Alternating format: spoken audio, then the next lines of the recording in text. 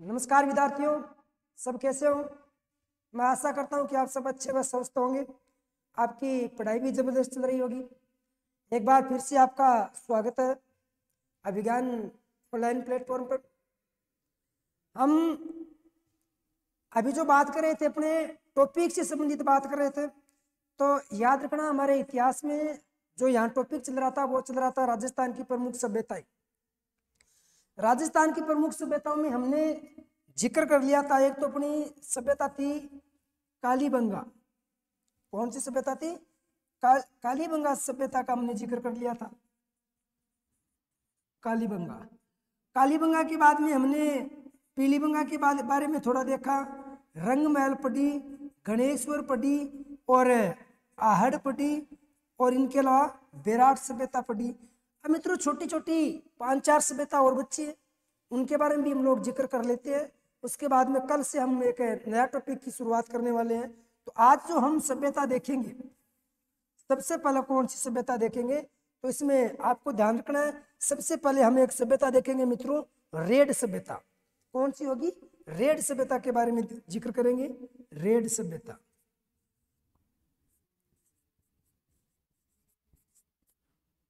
और ये जो रेड सभ्यता है ये आपके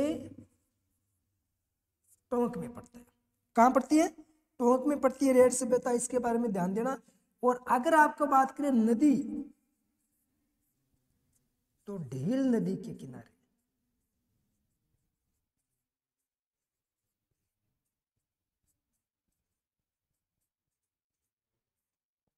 ढील नदी के किनारे पर रेड सभ्यता की क्या हुई थी? खोज हुई थी। इस बात का भी आप ध्यान रखना। अगर आपसे पूछे उत्खननकर्ता कौन थे, तो अगर मैं बात करूं उत्खननकर्ता की, तो उत्खननकर्ता में याद रखना, उत्खननकर्ता, तो उत्खननकर्ता थे मित्रों, एक तो था आपका दयाराम साहनी, यानी राय बहादुर दयाराम साहनी, और एक व्यक्ति था कैलाश नाथपुरी। दयाराम साहनी और कैलाश नाथपुरी के द्वारा उत्खनन किया जाता है। ये लगभग 1938 से 1940 के मध्य इसका क्या हुआ था? उत्खनन हुआ था। इस बात को भी आप ध्यान में रखना। फिर अगर इसी रेड सभ्यता का हम जिक्र करें, तो रेड सभ्यता में मित्रों आपको याद ये रखना है कि यहाँ से मालव गणराज्य के सिक्के प्राप्त हुए, चांदी की हाथ मुद्राएं प्राप्त हुई हैं। तो इसका भी आपको ध्यान रखना है। यहाँ से मालव गणराज्य के सिक्के प्राप्त, मालव गणराज्य के सिक्के प्राप्त हुए।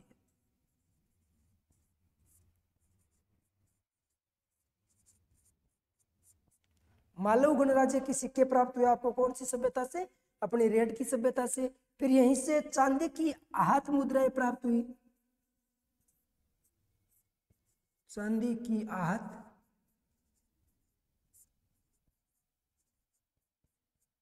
मुद्राएं प्राप्त हुई।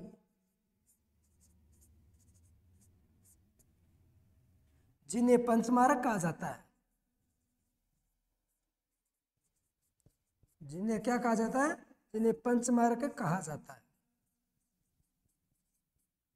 इस बात का भी ध्यान रखें। ये जो पंचमारक है ना, यानी ये 5 निशान वाले जो सिक्के मिले आपको, ये यहीं से मिले। फिर इसी सभ्यता में आपको ये ध्यान रखना है कि अभी तक एशिया में अगर सर्वाधिक सिक्कों का कोई कहीं पर भी अगर भंडार मिला है ना, तो अपनी रेड की सभ्यता से मिला है। इसमें हम लिख सकते हैं एशिया में सर्वाधिक सिक्कों का भंडार मिला। सिक्कों का भंडार मिला।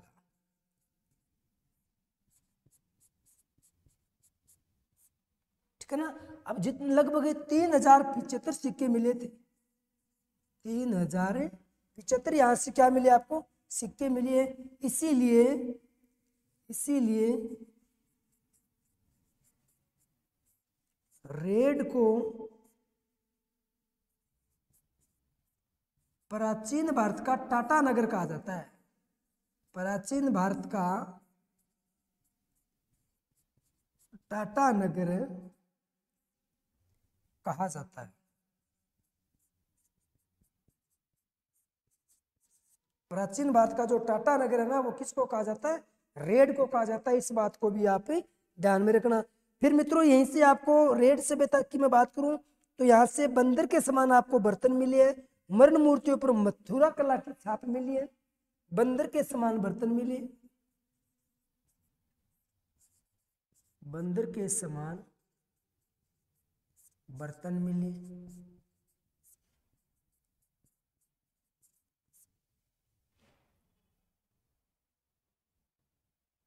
बंदर के समान आपको यहां से क्या मिले? बर्तन मिले। और यहीं से आपको याद रखना है मरण मूर्तियों पर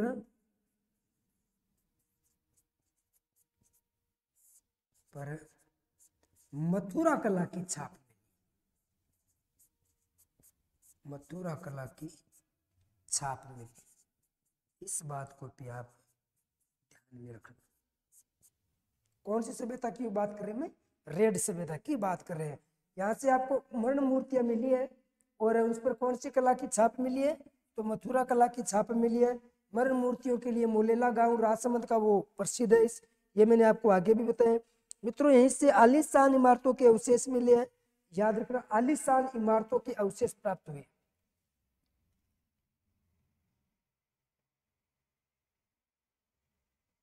यहां से क्या हुआ है?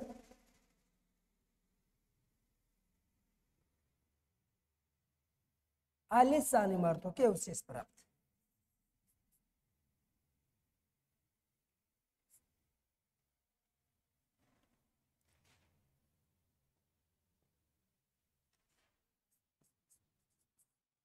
आलीशान इमारतों के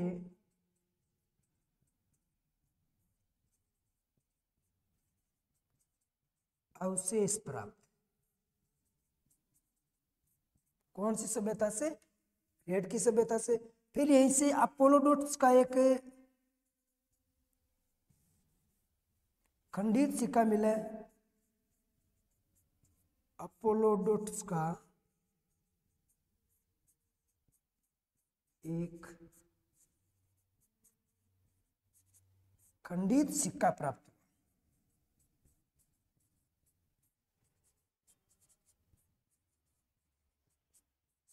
कहां से प्राप्त हुआ आपको? तो याद रखना, अपोलोडोट्स का जो खंडित सिक्का प्राप्त हुआ है वो अपने रेड की सभ्यता से प्राप्त हुआ। इस बात को भी आप ध्यान में रखें। तो बस रेड के बारे में इतना ही था। एक बार फिर से हम इस रेड के बारे में और जिक्र कर लेते हैं। रेड सभ्यता के बारे की अगर हम बात करें तो अगर नदी की बात करें तो ढील नदी के किनारे उत्खनन करता दयाराम साहनी और कैलाश नाथ दीक्षित दोनों थे। 1938 से लगभग 40 के बीच में इसका उत्खनन हुआ था। यहाँ से आपको मालू गणराज्य के क्या मिले? सिक्के प्राप्त हुए। मालू गणराज्य के सिक्के प्राप्त हुए। चांदी की आहत मुद्राएं प्राप्त हुई जिन्हें पंचमारक कहा जाता है, यानी 5 निशान वाले। फिर ऐसे में सर्वाधिक अगर सिक्कों का भंडार आपको मिला तो यही मिला, लगभग 3000। इसीलिए इसे प्राचीन भारत का क्या कहा जाता है? टाटा नगर कहा जाता है। बंदर के समान आपको यहाँ से बर्तन मिले हैं और यहाँ की मरण मूर्तियों पर जो छाप मिली है वो मथुरा कला की छाप मिली है। आलीशान इमारतें मिली है। इस बात का भी ध्यान रखना। अपोलोडोट्स का एक खंडित यहाँ से क्या मिला आपको? सिक्का मिला। इस बात का भी आपको याद रखना। तो ये थी अपनी कौन सी सभ्यता? रेड सभ्यता। इसके बारे में ध्यान रखना थोड़ा। अगली जो अपनी सभ्यता होगी वो होगी मित्रों बालाथल सभ्यता। अब हम जिक्र करने वाले अपनी बालाथल सभ्यता का।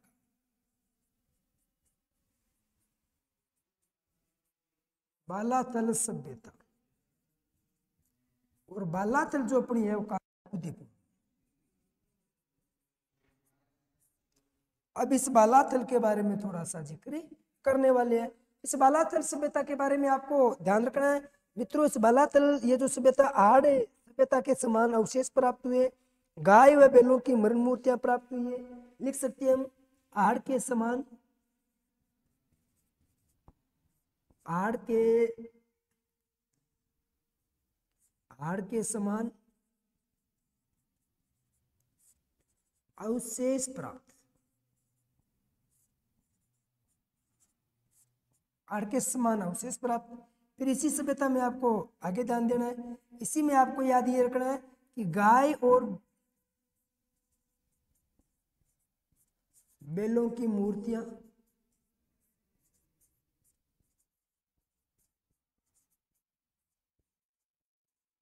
प्राप्त। और ये जो बैल है ना, इसको बाला बालाथल बुलस कहा जाता था,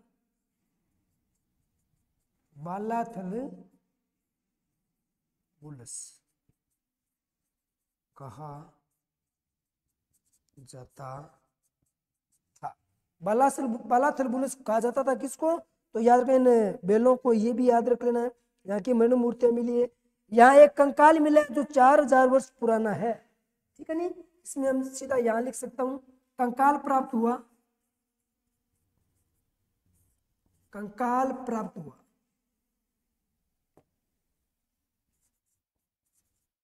कंकाल प्राप्त हुआ जो कितना पुराना है? पुराना। तो लगभग ये हो जाएगा आपका 4000, ठीक है ना? यहां से कंकाल प्राप्त हुआ है जो लगभग 4000 वर्ष पुराना माना जाता है। फिर इसमें आपको याद रखना इस सभ्यता के बारे में, कुष्ठ रोग के अवशेष, कुष्ठ रोग के अवशेष। कुष्ठ रोग के अगर अवशेष आपको कहीं भी मिले हैं तो भारत में सबसे पहले कुष्ठ रोग के अवशेष आपको इस बालाथल की सभ्यता से मिले, इस बात को भी आप ध्यान रखना।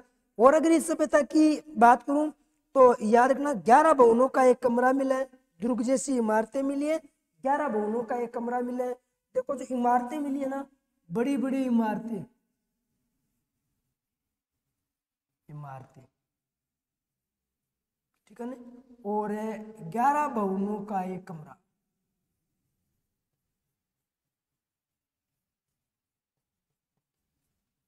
कमरा मिला।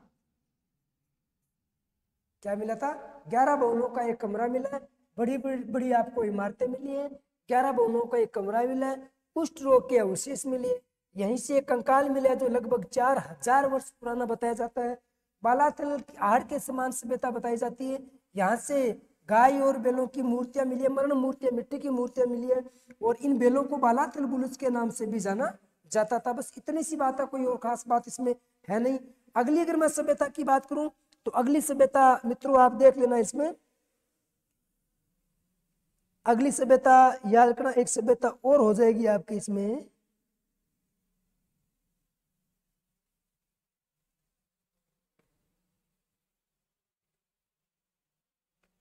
नगरी सभ्यता।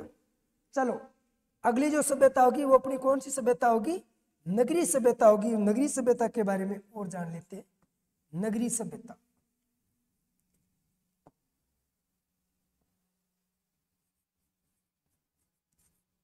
नगरी सभ्यता, ये जो नगरी सभ्यता है ये आपकी हो जाएगी चित्तौड़गढ़। नगरी सभ्यता कहाँ हो जाएगी? चित्तौड़गढ़ में हो जाएगी। अब इस सभ्यता के बारे में याद रखना, ये बेड़च नदी के किनारे पर है। कौन सी नदी के किनारे पर है? बेड़च नदी के किनारे पर।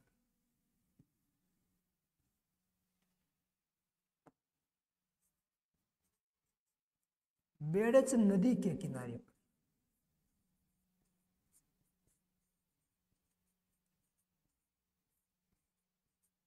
इसका याद रखना, बेड़च नदी के किनारे पर है। फिर मित्रों ये जो नगरी है, इस नगरी के बारे में आपको ये याद रखना, जो एक आपका जनपद हुआ करता था सीवी, इस सीवी जनपद के बारे में आपको याद रखना है। नगरी का प्राचीन नाम मध्यमिका था, जो सीवी जनपद की क्या थी? राजधानी थी। इसमें लिख सकते हैं नगरी का प्राचीन नाम सीवी था, जो नगरी का प्राचीन नाम क्या था? सीवी था। नगरी का प्राचीन नाम मध्यमिका था, मध्यमिका, जो सीवी जनपद की राजधानी थी। सीवी जनपद की क्या थी? राजधानी। इस बात का याद रखना। नगरी का प्राचीन नाम क्या था? मध्यमिका, जो सीवी जनपद की क्या हुआ करती थी? राजधानी हुआ करती थी। इस बात का भी ध्यान रखना है। यहां से आपको इस बात का और याद रखना, इस सभ्यता का जो उल्लेख है ना मित्रों, वो पाणिनि के द्वारा किया गया है। इसमें छोटी सी बात है, इस सभ्यता का उल्लेख, सभ्यता का उल्लेख पाणिनि के द्वारा किया गया। पाणिनि के द्वारा किया गया। पाणिनि के द्वारा इस सभ्यता का क्या किया गया था? उल्लेख किया गया था। फिर यहीं से आपको याद रखना, एक मंदिर प्राप्त हुआ है, एक मंदिर प्राप्त हुआ, एक मंदिर प्राप्त हुआ। इस मंदिर में याद रखना, ये जो मंदिर है ना, ये है 2री शताब्दी,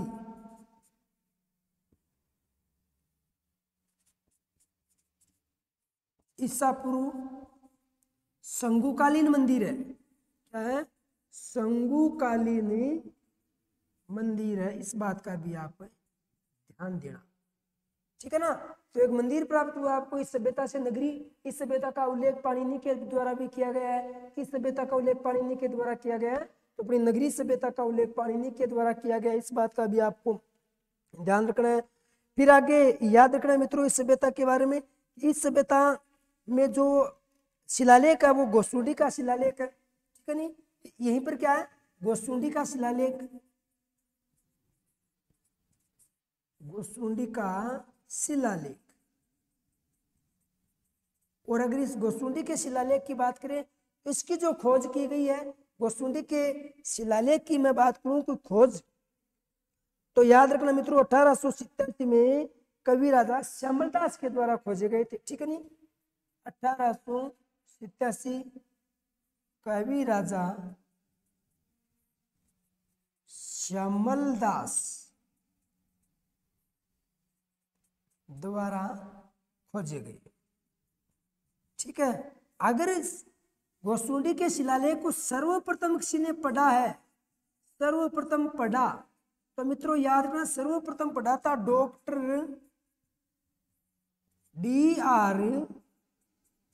भंडारकर ने। किसने पढ़ा था? Doctor D.R. भंडारकर के द्वारा सर्वप्रथम ये पढ़ा गया था। इस बात का भी आपको ध्यान रख लेना है।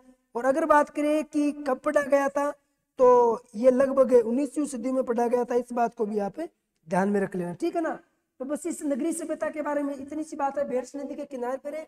नगरी का प्राचीन नाम मध्यमिका, जो सीवी जनपद की राजधानी थी। इस सभ्यता का उल्लेख पाणिनि के द्वारा किया गया। एक मंदिर प्राप्त हुआ है और ये 2 शताब्दी ईसा पूर्व का संगुकालीन मंदिर है। गोसुंडी का शिलालेख 1887 में कवि राजा श्यामलदास के द्वारा खोजा गया। सर्वप्रथम अगर किसी व्यक्ति ने पढ़े तो वो अपन किसने पढ़े? अपने डॉक्टर D.R. भंडारकर के द्वारा पढ़ा गया था। तो बस ये लगभग हो गई, अपनी बड़ी बड़ी सभ्यताएं हो गई। अब मित्रों हम उन सभ्यताओं की बात करेंगे जो राजस्थान में भी है, जो अन्य सभ्य स्थल है ना, उनका जिक्र करेंगे। क्या पता वो आपसे पूछ लिया जाए कि भाई फलानी सभ्यता कहाँ स्थित है। तो अगर मैं बात करूं अन्य सभ्य स्थल की,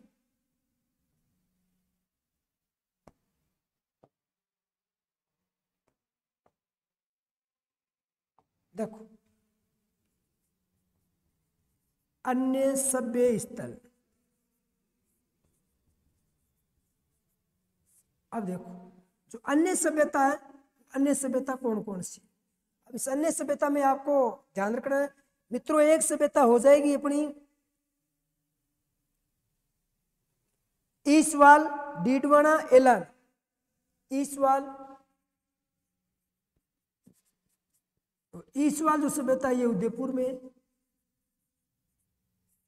एक होगी आपके डीडवाना, जो डीडवाना सभ्यता है ये आपके नागौर में होगी। उस डीडवाना सभ्यता से प्राचीनतम लोहे के अवशेष मिले।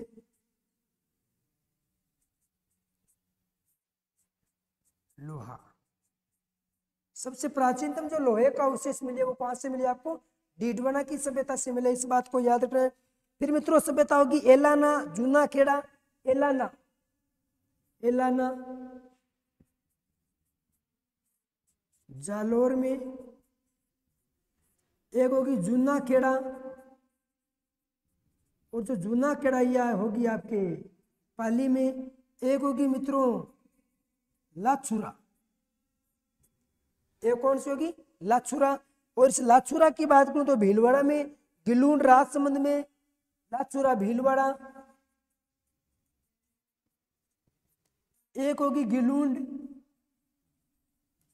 और ये जो गिलूंड होगी ये होगी आपके राजसमंद में। ये बस छोटी छोटी सभ्यता है, इनका आपको सिर्फ नाम याद करना है, कुछ याद नहीं करना है। फिर मित्रों याद इंद्रगढ़ डोडा तोरा, एक होगी आपके इंद्रगढ़, इंद्रगढ़ इंद्रगढ़ होगी आपके कोटा में। डोडा धोरा, डोडा धोरा होगी आपके बीकानेर में।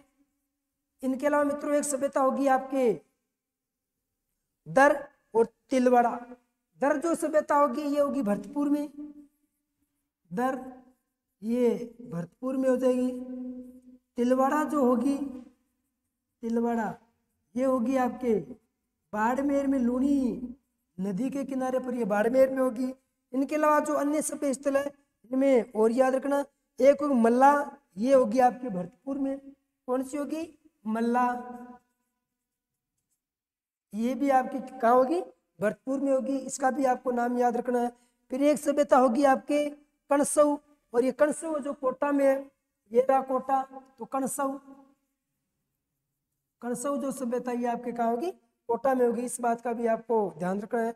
इनके अलावा मित्रों एक होगी बयाना, बयाना भी आपके कहाँ होगी भरतपुर में होगी, बयाना, इस बयाना का भी आपको ध्यान रखना है, बयाना भी भरतपुर में मानी जाएगी। और नेनवा ये बूंदी में होगी, एक सभ्यता कौन सी है नेनवा, और ये नेनवा कहाँ होगी ये बूंदी में होगी, इसका भी ध्यान रखना। इनके अलावा मित्रों एक सभ्यता आपके और होगी, वो है नूह सभ्यता, और नूह कहाँ होगी भरतपुर में, ये रही नूह सभ्यता, और नूह सभ्यता आपके भरतपुर में हो जाएगी। इनके अलावा एक सभ्यता होगी आपके बरौर, ये गंगानगर में होगी। पुराड़ा ये होगी परबतसर नागौर, पुराड़ा, ये जो पुराड़ा सभ्यता है ये परबतसर होगी, परबतसर, परबतसर नागौर। और ये ना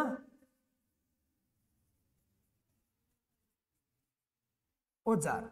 अगर मैं बात करूं सबसे अधिक, अगर मैं बात करूं कि औजारों की बात करें तो औजारों में मित्रों याद रखना औजारों की नगरी आपके पुराना ही होगी, ठीक है ना। औजार सबसे ज्यादा यही बनाया जाता है, तो औजारों की नगरी कौन सी होगी पुराना होगी। औजारों की नगरी, चलो लिख देते हैं की नगरी, औजारों की नगरी, इस बात का भी ध्यान रखना। फिर मित्रों इसी में अगर हम बात करें तो एक सभ्यता होगी आपके जोधपुरा, कोटपुतली जयपुर में, जोधपुरा, जोधपुरा जो है वो आपका है कोटपुतली, कोटपुतली जयपुर में है, इसके भी ध्यान रखना। इसके बारे में भी एक नगर सभ्यता होगी, नगर होगी आपके टोंक में, नगर टोंक में होगी। इसके अलावा एक सभ्यता आपकी ये होगी मित्रों सुनारी ओजियाना, इसके बारे में जिक्र हम कर चुके हैं। सुनारी झुंझुनू में, ओजियाना, ओजियाना एक सभ्यता ओजियाना जो आपकी कहाँ होगी ओजियाना भीलवाड़ा में होगी। इनके अलावा मित्रों और भी अन्य सभ्य स्थल है, तो इनको भी आप याद रख लेना है, दोबारा देखना इसके बारे में, इन सब के बारे में। एक सभ्यता कौन सी है जोधपुरा, ये आपके जोधपुरा सभ्यता कहाँ है ये आपके कोटपुतली जयपुर में।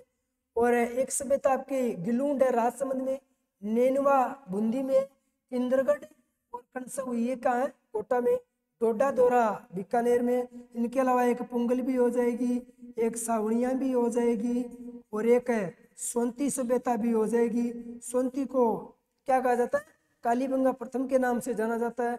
अमलानंद घोष के द्वारा इसकी क्या की गई थी खोज की गई थी, 1953 में खोज की गई थी। इनके अलावा जो तिलवाड़ा है ये तिलवाड़ा बाड़मेर में है, और ये जो तिलवाड़ा ये आपकी लूणी नदी के किनारे है, इस बात का भी आपको ध्यान रखना है। और अगर बात करें कुराड़ा, तो ये पर्वत नागौर में औजारों की नगरी कहा जाता है। सबसे अधिक अगर औजार बनाए जाते हैं तो आपके कुराड़ा में बनाए जाते हैं। सभ्यता नो है, दर है, मल्ला है, बयाना है, ये सब की सब जितनी भी सभ्यताएं ये आपके बयाना है, भरतपुर में है। और सुनारी सभ्यता झुंझुनू में है। और सुनारी सभ्यता की बात करूं तो यहीं पर ही लोहा गलाने की भट्टियां मिली है, लोहा गलाने की भट्टियां। और लोहे गलाने की सबसे प्राचीन भट्टी मानी जाती है, याद रखना। ओजियाना आपके भीलवाड़ा में, ईसवाल उदयपुर में, डीडवाना नागौर में, यहाँ से प्राचीनतम लोहे के अवशेष मिले हैं। एलाना आपके जालोर में, जूना खेड़ा आपकी पाली में, लाचुरा भीलवाड़ा में, और नगर कहाँ होगी, टोंक में होगी। इस बात का भी ध्यान रखना। फिर नगरी सभ्यता के बाद में हमने जिक्र किया था बेट्स नदी के किनारे पर। और नगरी का प्राचीन नाम मध्यमिका नगरी, जो सिवी जनपद की राजधानी थी, और सिवी जो मेवाड़ का प्राचीन नाम भी है। अगला जो हमारा बिंदु रहेगा उसके बारे में भी जिक्र करने वाले हैं। और फिर इस सभ्यता का उल्लेख पाणिनि के द्वारा किया गया था, बहुत इंपॉर्टेंट बात है, याद रखना।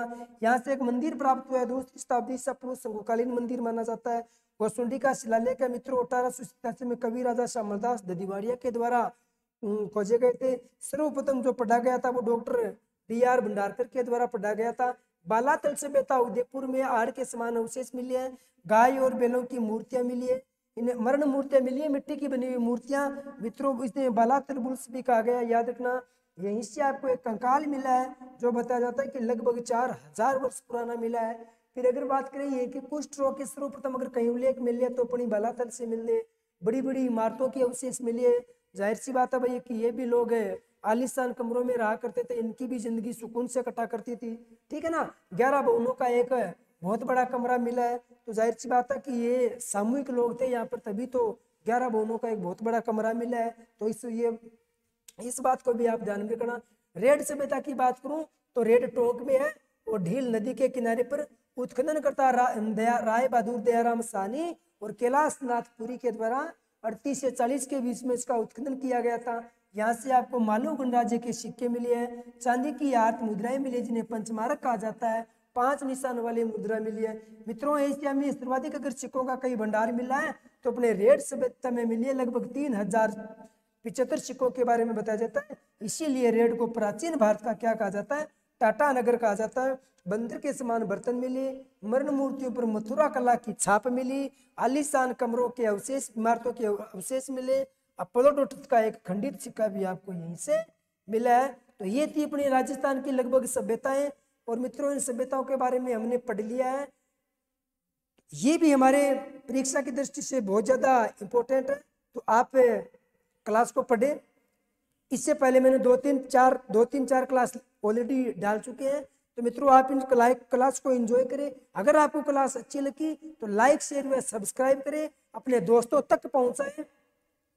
जय हिंद, जय भारत।